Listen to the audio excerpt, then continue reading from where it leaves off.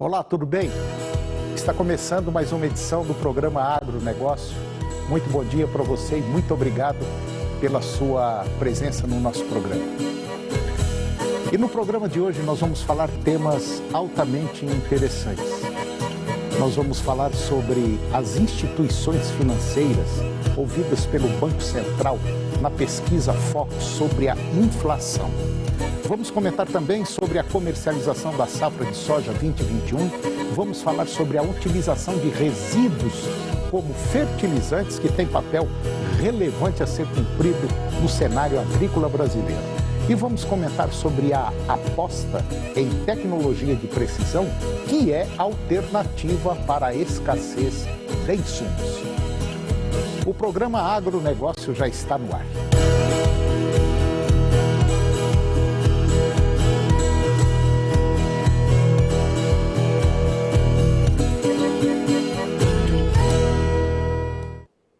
Eu começo o programa de hoje e eu vou falar sobre a comercialização da safra de soja 2021. Um novo levantamento realizado pela consultoria Datagro indicou que a comercialização da safra 2021 da soja brasileira avançou pouco em outubro, mas já atingiu 92,8% da produção esperada até o dia 5 de novembro. No entanto, os dados estão abaixo dos 98,7% do recorde de avanço da safra 2019-2020 e também da média de 93% dos últimos 5 anos. O incremento ele foi de apenas 2% ante o relatório anterior, abaixo dos 2,4% do padrão normal de avanço para essa data. O movimento limitado, ele refletiu a confirmação de expectativa para recuos de preços quase que generalizados no mês, além do fato da safra estar fortemente vendida, vamos dizer, dos preços agora bem abaixo das máximas do ano e da ausência de maior necessidade de venda por parte dos produtores. Pelo menos é o que ressalta o coordenador de grãos da Datagro.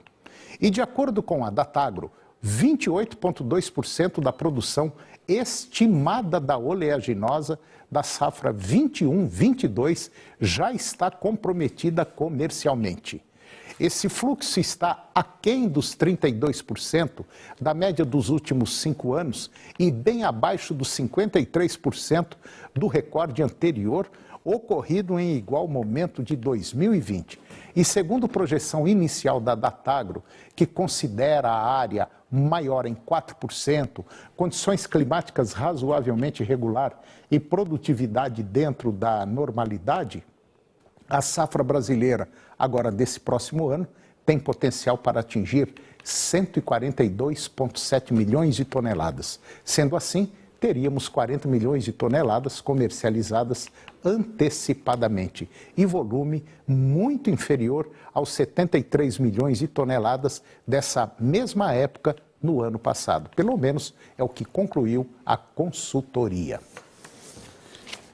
E agora eu vou falar sobre resíduos para a produção de fertilizantes e energia.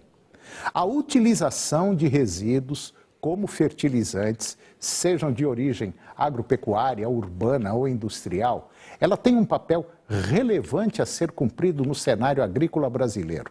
A importância da agricultura no PIB nacional, somado à dependência do Brasil por fertilizantes importados, resulta em preocupação tanto em relação aos preços dos insumos, como a sua disponibilização para o país.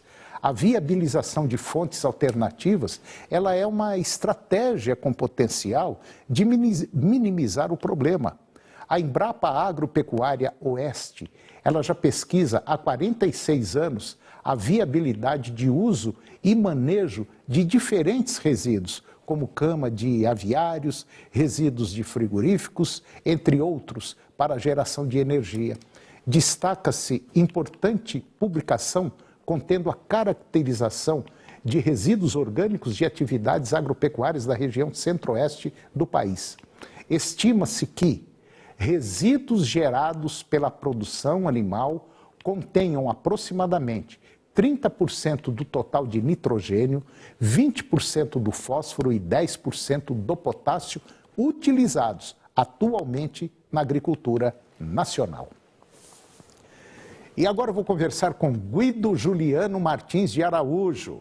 O Guido ele é diretor do Instituto Saga das Águas e nós vamos falar sobre produção de fertilizantes, energia do lixo orgânico, produzido principalmente pelos humanos. Guido Juliano, muito bom dia, muito obrigado pela sua presença aqui. É um prazer tê-lo em nosso programa para falar de um tema, francamente, na hora, né, do pontual, né, Guido? Exatamente, muito interessante este tema. Pois é, Guido, interessante ele é. Agora, fazer é que está o problema, né, Guido? Fazer a coisa acontecer. Antônio, Pelo menos poderia produzir aí fertilizante, poderíamos estar produzindo energia, principalmente nas capitais, nas principais capitais, né? Já seria um grande avanço, mas parece que não dá voto, né, Guido? Antônio, o nosso negócio é governança. O brasileiro, ele produz ao redor de 1 quilo de lixo por dia. Imagina, são 230 milhões de brasileiros. A metade desse lixo produzido é material orgânico que poderia ser utilizado para a produção de refrigerante, ou a produção de energia e a produção de fertilizantes. Então, nós estamos desperdiçando um recurso extremamente interessante e como nós assistimos à quantidade de nitrogênio, de fósforo, de potássio que tem, além disso, os micronutrientes necessários para a produção agrícola. E se nós não utilizamos este recurso, isto vira um poluente enorme, porque a fermentação da matéria orgânica, ela resulta na emanação do gás carbônico e principalmente do metano, o gás que é 22 vezes mais poluente do que o CO2. Então, por que nós não resolvemos 2 problemas com uma atitude só? Pois é, Guido, são coisas que às vezes a gente chega a imaginar, parece que não dá para entender o porquê que o brasileiro é hoje considerado, o Brasil é considerado um dos países mais produtores do mundo, nós dependemos de fertilizantes, temos uma fábrica, temos a matéria-prima nas nossas mãos e parece que o pessoal prefere poluir os rios que nós temos, prefere continuar fazendo desmatamento, do que pegar uma coisa e resolver esse problema, vamos dizer assim, de uma forma rápida e basicamente de uma forma quase que definitiva. Você sabe muito melhor do que eu, Guido, o problema nosso de poluição é a quantidade de doenças que aparecem, a quantidade de pessoas que estão sofrendo aí. Agora nós estamos aí diante de um valor altíssimo de energia elétrica, poderíamos ter um valor muito mais baixo. Poderíamos estar tranquilo aí com geração de energia, produção de fertilizantes. E, no entanto, Antônio, as coisas continuam acontecendo. Exatamente. E aqui no Brasil nós já temos levantamento. À medida que o saneamento básico avança, ou seja, a coleta de esgoto, a coleta do lixo doméstico, as doenças vão diminuindo e isto é um dos motivos que aumenta a expectativa de vida do brasileiro, porque a quantidade de crianças e jovens que morrem por falta de higiene básica, cidades, bairros pobres com esgoto até hoje a céu aberto e crianças contraindo principalmente a diarreia, que é fatal para as crianças, dependendo do micro-organismo que circula nesse esgoto. Então, tudo isso é política pública, mas nós sabemos que existem outras prioridades no Brasil e a saúde, né, do Saúde cidadão. não é prioritário, né, Guido? Não, não é. Não é prioridade. A saúde recebe muito dinheiro e esse dinheiro nós notamos que ele tem um uso Parece pouco que ele fica doente deficitário. e desaparece, né, Guido? Exatamente. Ele fica doente e desaparece. Ô, Guido, nós temos aí uns minutinhos, eu só gostaria de fazer uma pergunta para você. O problema do desmatamento parece que já está tendo assim, uma certa influência na saúde da população da região norte do país, né? Daquele norte amazônico ali. O que é que está acontecendo?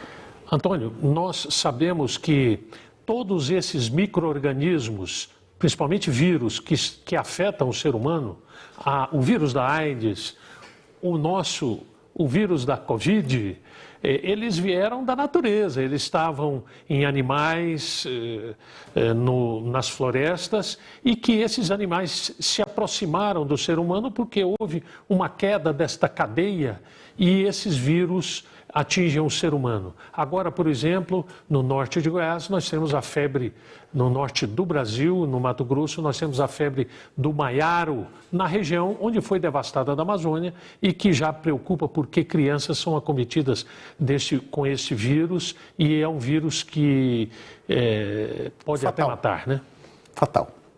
Então, você que está nos acompanhando, fique atento aí, porque daqui uns dias vai começar a sair informações na mídia. Olha, um novo vírus está matando, principalmente crianças. É o maiaro, causado pelo desmatamento, infelizmente. Guido, mais uma vez, obrigado pela sua presença. Muito importante. E vamos bater, Guido. Uma hora alguém vai acordar e falar, vamos resolver o problema. Vamos continuar. Se Deus quiser. Obrigado, Guido. É um prazer.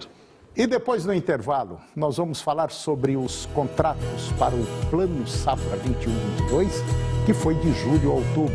E vamos falar sobre a aposta em tecnologia de precisão, que é uma alternativa para a escassez de insumos. É um minutinho só, nós voltamos já.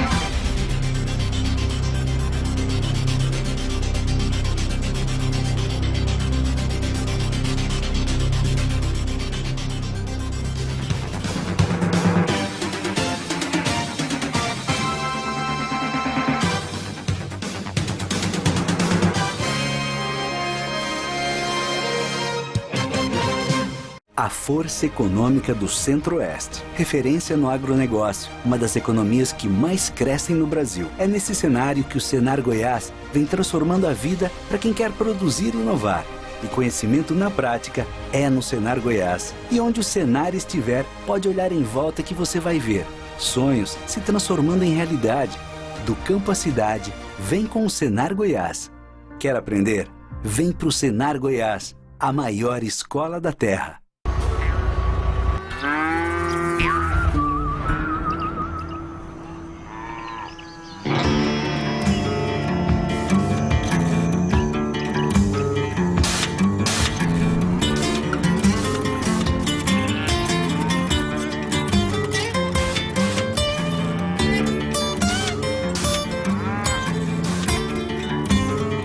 Lumagem, nas principais cooperativas e revendas do Brasil.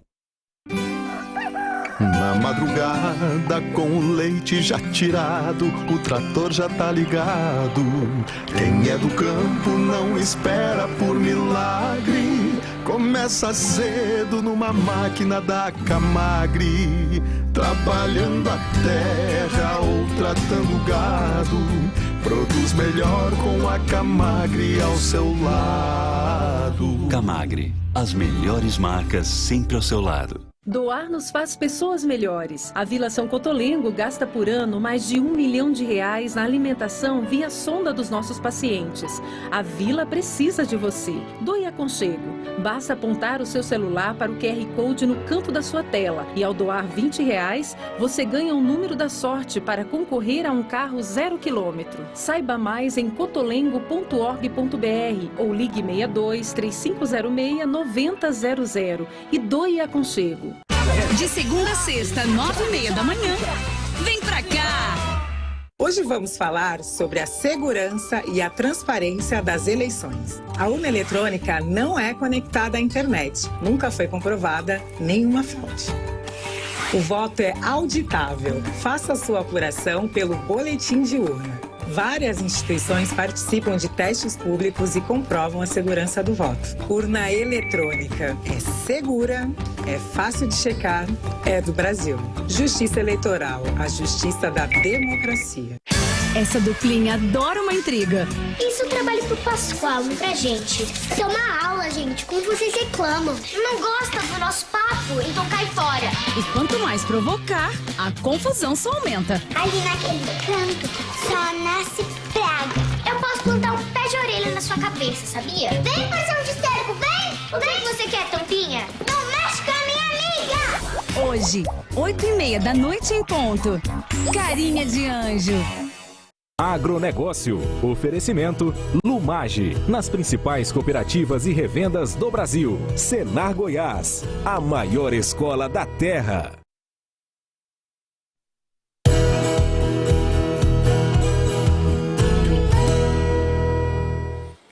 Eu estou de volta ao programa e agora nós vamos falar sobre os contratos para o Plano Safra 21-22, que foi de julho a outubro. Nos 4 primeiros meses do Plano Safra 21-22, que foi de, vamos dizer, julho a outubro, foram contratados 124,5 bilhões de reais por produtores rurais. Cooperativas e agroindústrias, o montante é 39% maior em comparação ao mesmo período da safra passada, resultado de 843 mil operações. Os investimentos avançam em ritmo forte, com contratações superiores a 55% do volume em relação à safra passada. No balanço, o saldo para novas contratações de investimento é de 47% da programação inicial, ou seja, ainda restam 34,3 bi distribuídos nos diferentes programas. Até o final de outubro, os programas com maior comprometimento de recursos foram o Moderfrota, 75%, Procap Agro, 61%, Proirriga, 55% e Inovagro, 54%. E agora eu vou comentar sobre a região Brasil Central. Na região chamada de Brasil Central, que engloba os estados de Goiás, Minas Gerais e Distrito Federal, essa região ela vem ganhando espaço no cultivo de trigo após soja ou milho em plantio direto. Esse é o chamado trigo de sequeiro ou safrinha, que tem custo inferior ao do trigo irrigado e área potencial de plantio é de 3 milhões de hectares na região. O trigo safrinha ele pode contribuir para a redução da dependência de importações de trigo, além de trazer benefícios para o sistema de cultivo e para as culturas em sequência. Mas os triticultores locais também enfrentam dificuldade com a incidência de doenças como brusone, manchas foliares, a falta de chuva durante o ciclo da cultura e temperaturas mais altas, características da região. Outra dificuldade é a pouca oferta de cultivares de trigo sequeiro adaptadas às características locais e que tenham elevado rendimento de grãos. Mas os triticultores locais também enfrentam dificuldade como a incidência de doenças como brusone, manchas foliares e, como nós já dissemos, a falta de chuva durante esse ciclo da cultura e, consequentemente, que são características dessa região. Outra dificuldade, como nós já falamos também, é a oferta de cultivares de trigo de sequeiro adaptadas às características locais e que tenham elevado rendimento de grãos. Na safra 21, Goiás e o Distrito Federal aumentaram o plantio de trigo em 138% para Goiás e 7,7% no Distrito Federal. Minas Gerais houve redução de 15%. Juntos, os 3 estados plantaram 130 mil hectares. Em relação à produção no estado goiano, devem ser de 129 mil toneladas, 40% a mais. Distrito Federal, 11 mil toneladas, continua estável. E em Minas Gerais, 171 mil toneladas, 25% a menos. E agora eu vou conversar com Marco Antônio Gobesso. O Marco Antônio ele é engenheiro agrônomo, rede de marketing da Psim. E nós vamos falar sobre um tema interessante. Nós vamos falar sobre tecnologia. A aposta em tecnologia de precisão, ela é alternativa para a escassez de insumos. Marco Antônio Gobesso, muito bom dia. Obrigado pela sua presença aqui no nosso programa para falar de um tema muito interessante. Tudo bem? Bom dia, tudo bem? Prazer falar com vocês. Bom, Marco Antônio, nós vimos aí agora, até há pouco tempo, trigo só era plantado em região fria, né? Lá no sul, tá? Hoje já subiu para o centro-oeste, tem ainda tem ainda uma sintonia fina para ser ajustada, mas a realidade já está aí e o pessoal está plantando e tenho certeza absoluta que para a safrinha vai ser uma excelente opção. Isso é tecnologia, né? Sim. O desenvolvimento de novas variedades, toda essa tecnologia utilizada nesses processos é que permitem essas mudanças, né? Trigo de sequeiro. O trigo de sequeiro. E, automaticamente, as indústrias também têm que seguir atrás, né? Tem que estar, basicamente, ou andando na frente ou então em paralelo com essas tecnologias que vão surgindo. E aí o mercado não para. É o caso de vocês da Psim, né? Sim. A Psim é uma empresa de quase 60 anos que tem no seu DNA o desenvolvimento de soluções para amenizar as dores dos nossos clientes, que são os produtores do Brasil e até do exterior. E a tecnologia, nesse momento, é uma parceira que ajuda muito o produtor, principalmente nesses momentos, né, de escassez e custo. A Psim, ela é especializada em que tipo de equipamento, de implemento, por exemplo? A Psim nasceu e é especializada em preparo do solo. Então, todas as operações de preparo do solo, da aração, gradagem pesada, gradagem leve, subsolagem e aplicação de corretivos e fertilizantes é o core da Psim. Essa é a nossa especialidade. Bom, é justamente, vamos dizer assim, os implementos básicos utilizados dentro da agricultura, é claro, agricultura e pecuária, porque hoje também pecuária basicamente não vive mais sem agricultura, é uma integração que deu certo. Quer dizer, a Psim está no olho do furacão nessas duas atividades, né? Sim, é isso mesmo. Nós estamos envolvidos nas etapas iniciais, né? E importantes para toda a cadeia produtiva do agro. Agora, Marco Antônio, como é que está o mercado em relação a esses implementos que vocês têm, que vocês fabricam? É claro que vocês têm também outras empresas concorrentes que fabricam basicamente a mesma coisa, mas a Psim é uma empresa muito antiga, né? Muito assim, de renome já internacional, né? Sim, como eu disse, são 58 anos já nesse mercado, né? Já tem é uma marca já reconhecida e os seus produtos já são reconhecidos, né? Pela qualidade do trabalho que entrega. Então, isso para nós é um patrimônio, né? Nesses últimos 2 anos, o mercado ele vem aquecido, né? Realmente nós tivemos uma procura maior por implementos. É consequência, com certeza, do retorno que o produtor teve nesses últimos anos, né, com um ganho maior na produção agrícola, então o mercado acompanhou essa procura maior por implementos, né? Então, realmente, os 2 últimos anos foram anos de crescimento nas vendas. Vocês têm também um equipamento, vamos dizer, um esparramador de calcário, esparramador de adubo, poderia dizer isso?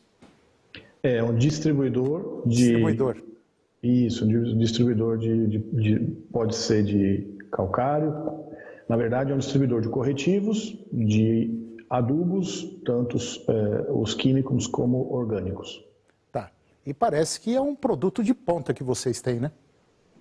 Sim, sim. É um produto que tem toda a tecnologia disponível hoje para maximizar os resultados na operação e proporcionar ao cliente a capacidade de economizar insumos na hora da aplicação. Essa é a verdadeira contribuição da tecnologia para essa operação.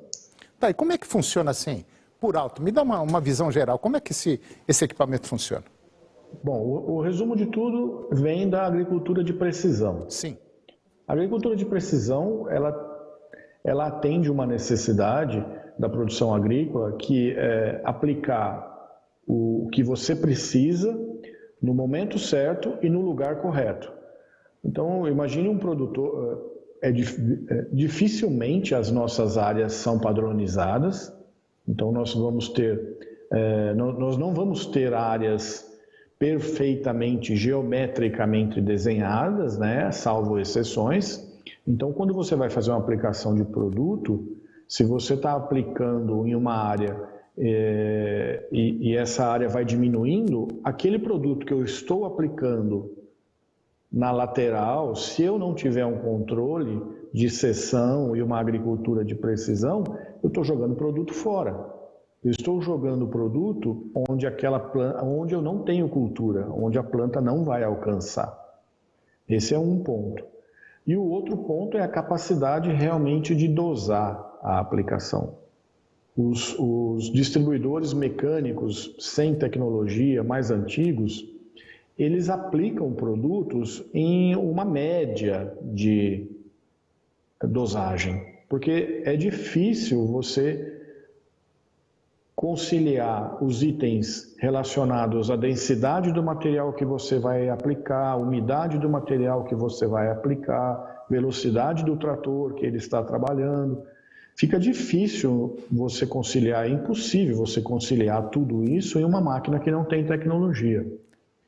A tecnologia vem para isso, com uma máquina que consegue trabalhar acoplada ao GPS do trator, com um mapa de agricultura de precisão e aplicando o produto onde precisa, realmente na dose recomendada, evita desperdícios.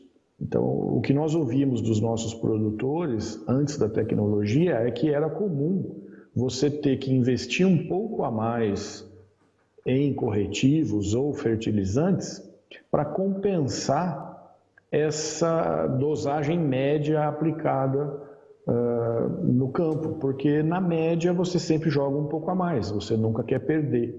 É verdade. E essa é a principal contribuição de um equipamento tecnológico. Você consegue deixar de desperdiçar, você trabalha realmente com a dosagem recomendada. É isso aí. E por incrível que pareça, você que está nos acompanhando aí, o 5G já está batendo as nossas portas e muita coisa vai acontecer. Bom, Marco Antônio Gobesso, muito obrigado pela sua entrevista no nosso programa, muito esclarecedora. Eu quero trazê-lo mais vezes aqui e pode ter certeza absoluta, o nosso programa está com as portas abertas, ok? Muito obrigado e um bom dia. Eu que agradeço. Obrigado, bom trabalho para vocês. Para vocês também, obrigado. E o programa de hoje chegou ao fim e eu termino com a seguinte frase. Se você acha que a educação é cara, experimente a ignorância. Um grande abraço, muito obrigado pela sua companhia, que Deus os abençoe e até o próximo programa. TV Serra Dourada SBT Goiânia. A informação com credibilidade. O jornalismo onde você tem voz. Jornal do Meio-Dia. Logo mais às 11h40 da manhã. A seguir, Primeiro Impacto Continuação.